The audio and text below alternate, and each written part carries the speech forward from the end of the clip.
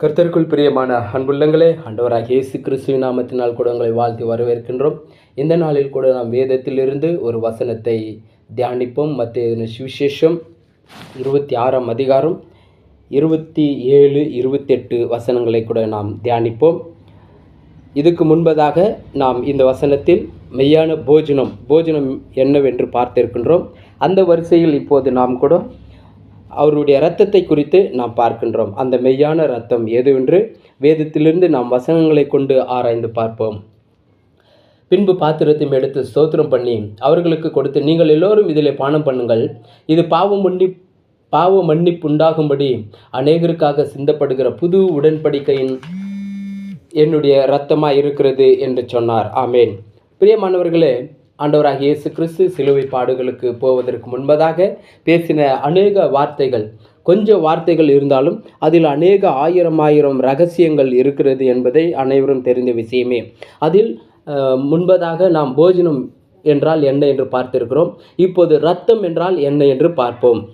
இந்த இரத்தம் என்பது பழைய ஏற்பாட்டில் மிருகங்களுடைய இரத்தம் பலியிடப்பட்டு அது பரிசுத்த அந்த ஆசாரிப்பு கூடாரத்தில் கொண்டு போய் தெளிப்பதும் வெளியே தெளிப்பதும், சில அந்த பாவ மன்னிப்பு உண்டாகும்படி சுத்திகரிக்கப்படுவதற்காக அந்த இரத்தம் சிந்தப்படுதல். இரத்தம் சிந்தப்படுதல் இல்லாமல் பாவ மன்னிப்பு இல்லை என்பது பழைய ஏற்பாட்டின் காரியங்களாக இருக்கின்றது.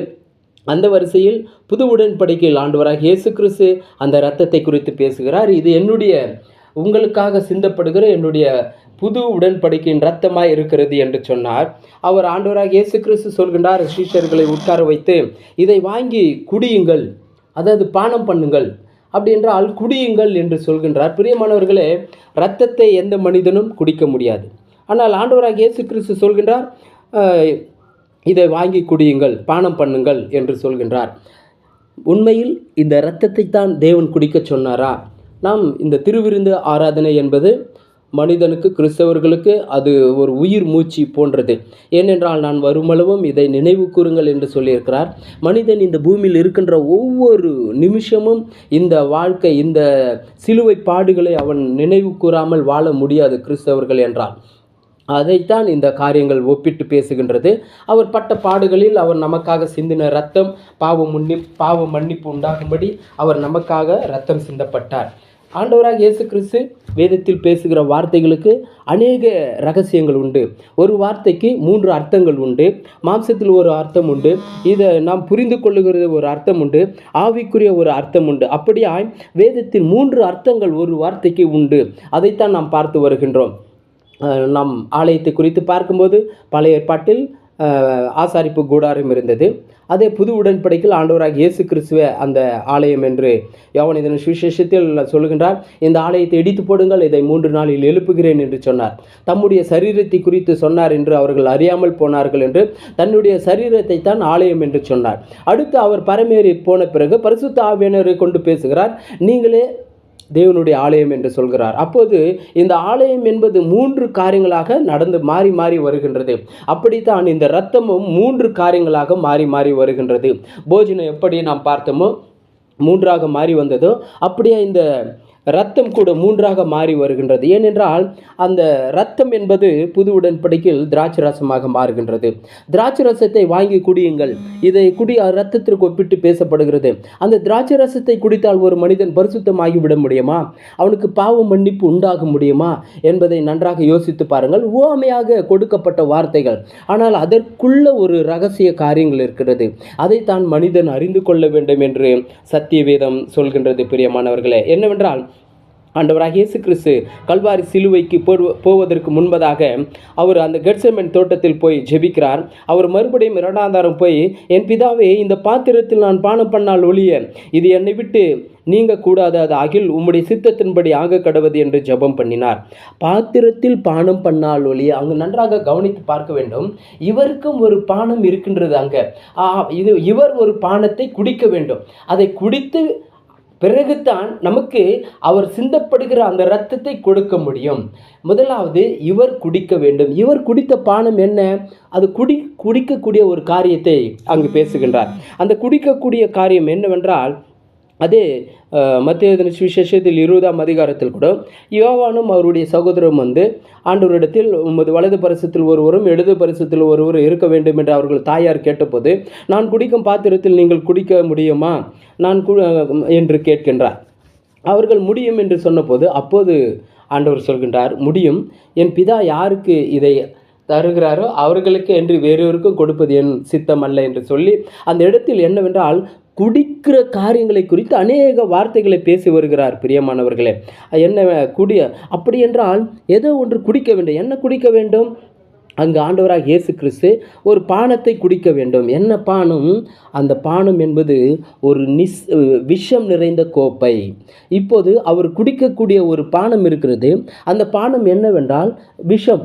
அது உலகத்தாருடைய எல்லா பாவங்களும் கலந்த ஒரு விஷம். அது அந்த பாத்திரத்தில் இருக்கிற விஷம். அதை குடித்தால் அந்த மனிதன் கொடுமையாக மரித்து போவான். அதை குடித்தால் அந்த மனிதன் உயிரோடு இருப்பதற்கு சாத்தியமே கிடையாது. அதை குடித்தால் அந்த மனிதனால் உயிர் வாழ முடியாது. அப்படியாப்பட்ட ஒரு விஷம் நிறைந்த அந்த தண்ணீரை, அந்த கோப்பையில் இருக்கிற அதைத்தான் அவர் சொல்கின்றார், இந்த பாத்திரத்தில் நான் பானம் பண்ணால் ஒழிய, அந்த வந்திருக்கிற இந்த மனுஷகுமார் என்ற பாத்திரத்தில் இந்த விஷத்தை நான் குடித்தால் ஒழிய இது என்னை விட்டு நீங்காதா என்று கேட்டபோது பிதா ஒன்றும் அவருக்கு பதில் கொடுக்காத போது அவர் ஒன்றை நிர்ணயித்து கொண்டார், இதை நான் செய்துதான் ஆக வேண்டும். அது என்னவென்றால் இந்த உலகத்தின் பாவங்களை அவர் இப்போது ஒரு பாத்திரத்தில் வைத்து அது விஷமாக மாறுகிறது. அந்த விஷத்தை தான் குடிக்கிறார். அவர் குடிக்கும்போது அந்த பாத்திரத்தில் இருக்கிற விஷம் அவரை மரிக்க செய்கின்றது. பிரியமானவர்களே, அவரை மரிக்க செய்த பிறகு அவர் அன்றைக்கு சிந்தப்படுகிற அந்த இரத்தத்தை தான் நாம் பருக வேண்டும். ஒரு மனிதனுக்கு இரத்தத்தை கொடுத்தால் எந்த மனிதனும் இரத்தத்தை குடிக்க மாட்டார்கள். அது மிருகத்தின் இரத்தமாக இருக்கட்டும், ஆண்டவராக இயேசு கிறிஸ்துவை கூட அவர் சிந்தின இரத்தத்தை பிடித்து அந்த சீஷர்களிடத்தில் கொடுத்திருந்தால் அவர்கள் குடித்திருக்க மாட்டார்கள். ஆனால் உவமையாக பேசப்பட்ட வார்த்தை, இரத்தம் சிந்தினது உண்மை. நமக்காக ஆண்டவராக இயேசு கிறிஸ்து ரத்தம் சிந்தினது உண்மை. அந்த ரத்தம் என்பது நமக்குள் வரும்போது, நமக்கு கொடுக்கும்போது அது வேறு ஒரு காரியமாய் மாறுகிறது என்று சத்திய வேதம் சொல்கின்றது. பிரியமானவர்களே, அதே யோவானின் சுவிசேஷம் 6:55 பார்க்கும்போது, என் மாம்சம் மெய்யான போஜனமாய் இருக்கிறது. போஜனம் எது மெய்யான போஜனம் என்று பார்த்தோம். இப்போது என் ரத்தம் மெய்யான பானமாய் இருக்கிறது. அப்போ சொல்கின்றார், மெய்யான ஒரு குடிக்கக்கூடிய தண்ணீராய் இருக்கின்றது. குடிக்கக்கூடிய காரியத்தை குறித்து அங்கு பேசுகின்றார். குடியுங்கள் குடியுங்கள் என்று சொல்கின்றார். ஆனால் எதை குடிக்க வேண்டும்? அவர் இரத்தத்தையா அல்லது திராட்சை ரசத்தையா? அது ரெண்டுத்தையும் குடித்தால் ஒரு மனிதனுக்கு பாவம் மன்னிப்பு உண்டாகாது. உண்மையில் இரத்தத்தை குடிக்க முடியாது. இல்லை, திராட்சை ரசம் இரத்தத்திற்கு ஒப்பாக பேசப்பட்ட வார்த்தையை அல்லாமல் அது இரத்தமும் அல்ல என்றால் அங்கு குடிக்கக்கூடிய ஏதோ ஒரு தண்ணீரை குறித்து ஆண்டவர் குடித்தது விஷம் நிறைந்த ஒரு தண்ணீர். நமக்கும் அப்படித்தான் ஒரு தண்ணீரை கொடுக்கிறார். அந்த தண்ணீரைத்தான் குடிக்க வேண்டும் என்று அங்கே பேசி வருகிறார். பிரியமானவர்களே, அந்த தண்ணீர் எந்த தண்ணீர் என்று நாம் பார்ப்போமா? நமக்கு அவர் விஷம் நிறைந்த தண்ணீரை எடுத்துக்கொண்டு நமக்கு ஒரு சுத்தமான தண்ணீரை கொடுத்திருக்கிறார். பிரியமானவர்களே, அதைத்தான் வாங்கி குடியுங்கள், இது உங்களுக்காக சிந்தப்படுகிற என் புது உடன்படிக்கையின் இரத்தமாய் இருக்கிறது என்று சொன்னார். பிரியமானவர்களே, அந்த இரத்தம் இப்போது தண்ணீராய் மாறுகின்றது. குடியுங்கள் என்றார். அப்போது நாம் நன்றாக உணர்ந்து கொள்ள வேண்டும். திருவிருந்து ஆராதனையில் 2 காரியங்கள் முக்கியமானது. போஜனம், அந்த இரத்தம். போஜனம் என்பது சத்திய வேதம். அடுத்து ஆவிக்குரியதை பார்த்தோம். அடுத்து இரத்தம் என்பது என்ன? பாவ மன்னிப்பு உண்டாக்கக்கூடிய காரியத்திற்காக சிந்தப்படுகிறது இரத்தம். அப்போ இந்த இரத்தத்தை எதற்கு ஒப்பிட்டு பார்க்க முடியும் வேதத்தில்? நாம் போஜனம் என்றால் சத்தியம் என்று கண்டுகொண்டோம். ஆனால் இரத்தம் என்றால் அதுதான் ரகசியம். இந்த 2000 வருடங்களாக இந்த காரியங்கள் மறைக்கப்பட்டு இருக்கிறது. ஒரு சில பரிசுத்தவான்களுக்கு இது தேவன் வெளிப்படுத்தி காட்டியிருக்கிறார். அந்த வரிசையில் இந்த நாளில் கூட நமக்கு இந்த காரியங்களை வெளிப்படுத்தி காட்டுகிறார். பிரியமானவர்களே, என்னவென்றால் நாம் யோவானின் சுவிசேஷம் 7ஆம் அதிகாரம் 37 இருந்து பார்க்கலாம். பண்டிகையின் கடைசி நாளாகிய பிரதான நாளிலே இயேசு நின்று சத்தமிட்டு, ஒருவன் தாகமாயிருந்தால் என்னிடத்தில் வந்து பானம் பண்ண கடவான். இங்கு பேசுகின்றார், ஒருவன் தாகமாயிருந்தால் என்னிடத்தில் வந்து பானம் பண்ண கடவான். புரிந்து கொள்ள வேண்டும். பானம் பண்ணுங்கள், பானம் பண்ணுங்கள் என்று சொன்னார் அல்லவா? எதை பானம் பண்ண வேண்டும்? இங்கு விடை தருகின்றார் பாருங்கள். 38 வேத வாக்கியம் சொல்லுகிறபடி என்னிடத்தில் விசுவாசமாய் இருக்கிறவன் எவனோ அவன் உள்ளத்திலிருந்து ஜீவ தண்ணீருள்ள நதிகள் ஓடும் என்றார். ஆமேன். இம்மட்டுமாய் நாம் வேதத்தில் பார்த்த காரியங்கள் இவைதான். தம்மை விசுவாசிக்கிறவர்கள் அடைய போகிற ஆவியை குறித்து இப்படி சொன்னார். அப்படி என்றால் பரிசுத்த ஆவியை குறித்து தான் குடியுங்கள் குடியுங்கள் குடியுங்கள் என்று சொன்னார். பிரியமானவர்களே, இந்த பரிசுத்த ஆவியை நாம் குடித்து தான் ஆக வேண்டும். ஏனென்றால் மனிதன் உயிர் வாழ தேவையான போஜனம் கொடுக்கின்றார். ஒரு மனிதன் உயிர் வாழ தேவையானது இந்த உலகத்தில் இந்த 2 காரியங்கள், ஒன்று உணவு, இன்னொன்று நீர். உணவு சத்திய வேதம் என்றும், அதே போல் ஆத்துமாக்களை பாவத்திலிருந்து வெளியே கொண்டு வருவது தான் உண்மையான போஜனம் என்றும் நாம் பார்த்தோம். அந்த வரிசையில் பார்க்கும்போது இந்த இரத்தம் என்பது பாவ மன்னிப்பு உண்டாகக்கூடிய ஒரு காரியம். அது எங்கு முடிகிறது என்றால் பரிசுத்த ஆவியானவர் நமக்குள் வரும்போது தான் நம்மிடத்தில் இருக்கிற பாவங்கள் வெளியே போகும். பிரியமானவர்களே, ஏனென்றால் பரிசுத்த ஆவியானவர் இல்லாமல் ஒரு மனிதனும் பாவத்தை குறித்து அறிந்து கொள்ள முடியாது. அந்த பரிசுத்த ஆவியானவராம் ஜீவ தண்ணீரை குறித்து தான் ஆண்டவராகிய இயேசு கிறிஸ்து பேசுகின்றார். யோவான் சுவிசேஷத்தில் அநேக காரியங்கள் உண்டு. அந்த தம்மை விசுவாசிக்கிறவர்கள் அடைய போகிற பரிசுத்த ஆவியை குறித்து இப்படி பேசினார் என்று வேதம் சொல்கின்றது. அதே மாதிரி எரேமியா 2:13 பார்க்கும்போது, என் ஜனங்கள் 2 தீமைகளை செய்தார்கள்.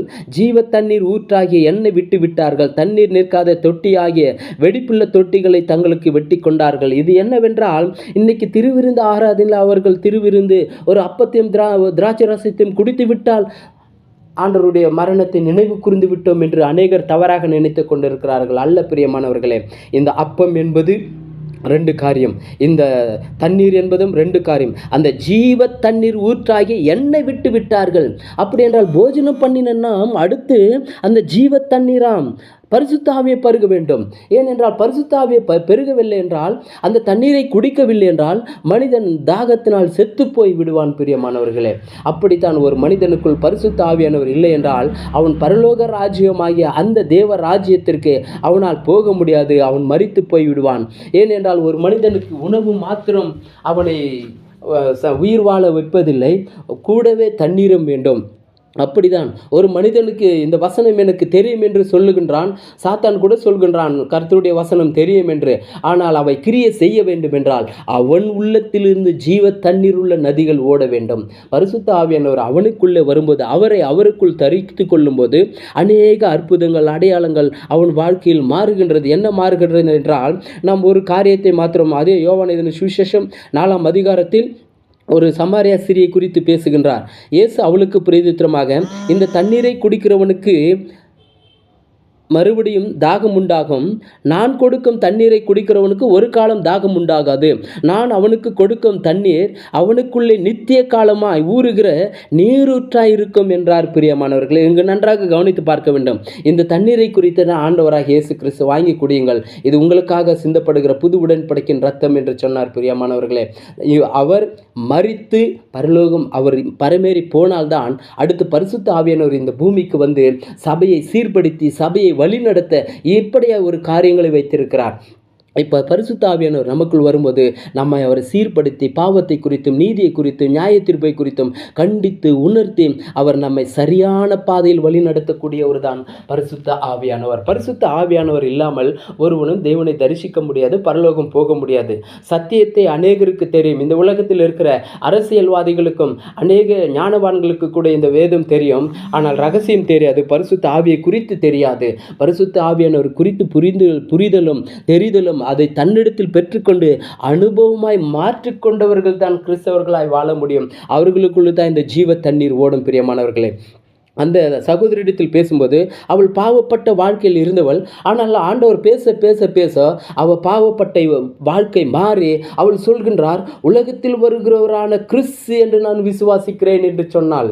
இதுதான் நம் வாழ்க்கையில் கூட கர்த்தருடைய வசனம் நம்மிடத்தில், அவருடைய ஆவியானவர் நம்மிடத்தில் இடைப்படும் போது, அந்த இடைப்படுகிற வார்த்தைகள் நம்மிடத்தில் கொழுந்து விட்டு எரியும் போது நாம் உணர்ந்து கொள்வோம், நான் ஒரு பாவி, எனக்காக அவர் சிலுவையில் ரத்தம் சிந்தினார், எனக்காக அவர் மரித்தார், நான் சாக வேண்டிய இடத்தில் அவர் மரித்து எனக்கு ஒரு சமாதானத்தை உண்டு பண்ணி தந்திருக்கிறார் என்பது அந்த உணர்வு இந்த பரிசுத்த ஆவியானவரை பெற்றுக்கொள்ளும் போது தான் நாம் கிடைக்கும். பிரியமானவர்களே, இந்த பரிசுத்த ஆவியானவர் இங்கு என்னவா மாறுகிறார் என்றால் ஜீவ ஊற்றாய் மாறுகின்றார். நாம் நீதிமொழிகள் புத்தகத்தில் பார்க்கும்போது 7 ஜீவ நதிகள் 7 ஜீவ ஊற்றுகள் இருக்கின்றது. கர்த்தருடைய வார்த்தையை கேட்டு அதன்படி நடக்கிற ஒவ்வொருவர்களும் ஒவ்வொரு வாழ்க்கையில் தன்னுடைய எப்படி என்றால் 10-11 வசனத்தில் நாம் பார்க்கும்போது நீதிமானுடைய வாய் ஜீவ ஊற்று பாருங்க, இப்படியா 7 ஊற்று இருக்குது. இந்த 7 ஊற்று தாங்க பரிசுத்த ஆவியானவரை பெற்றுக்கொண்டதற்கு அடையாளம். இந்த 7 ஊற்று ஒரு மனிதனிடத்தில் காணப்பட வேண்டும். இந்த 7 ஊற்று அவன் மனிதனிடத்தில் காணப்படும் போது அது அங்கு ஜீவ நதியாய் புறப்பட்டு அவைகள் என்ன செய்கிறது என்றால் இந்த உலகம் முழுவதும் பரவி ஓடுகின்றது. வெளிப்படத்தில் நாம் பார்க்கின்றோம், ஆலயத்திலிருந்து அன்றியம் அவர் என்னை நோக்கி ஆயிற்று, நான் அல்பாவும் ஓமேகமும் ஆதியும் அந்துமாய் இருக்கிறேன், தாகமாய் இருக்கிறவனுக்கு நான் ஜீவ தண்ணீரில் இலவசமாய் கொடுப்பேன் என்றார். பிரியமானவர்களே, நகரத்தின் வீதியில் மத்தியில் நதியில் இருக்கரையிலும் 12 விதமான கனிகளை தரும் ஜீவ விருட்சங்கள் இருந்தது.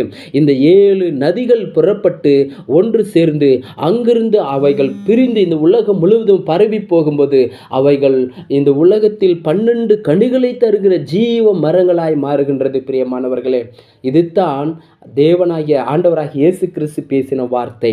பானம் பண்ணுங்கள் என்றார். எதை பானம் பண்ண வேண்டும்? பரிசுத்த ஆவியை பானம் பண்ண வேண்டும். அவரை நாம் குடிக்க வேண்டும், அவரை நாம் பெற்றுக்கொள்ள வேண்டும். அவர் இல்லாமல் இந்த பூமியில் ஒரு நாளும் ஒரு மனிதனும் கிறிஸ்துவை போல் வாழ முடியாது.